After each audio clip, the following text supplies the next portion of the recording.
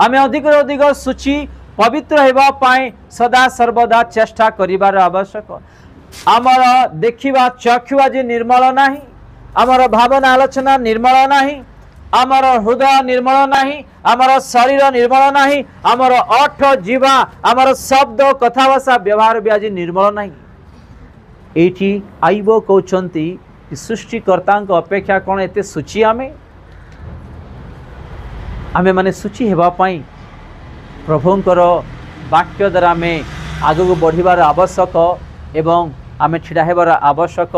आमे माने तांकरी वाक्य को सदा सर्वदा पालन करिबार आवश्यक।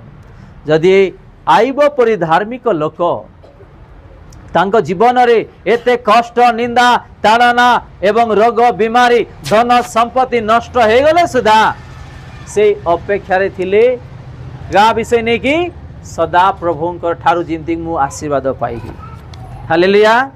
जदि आइबोंकर स्थान रे आपण थांत मु जदि थांत कोन आपण अपेक्षा करि पारि थांत निज स्त्री आसिकी कहउछंती आइबों को तो परमेश्वर को निंदा करी मुख द्वारा तू मरी जा बोली तांको कहउछंती।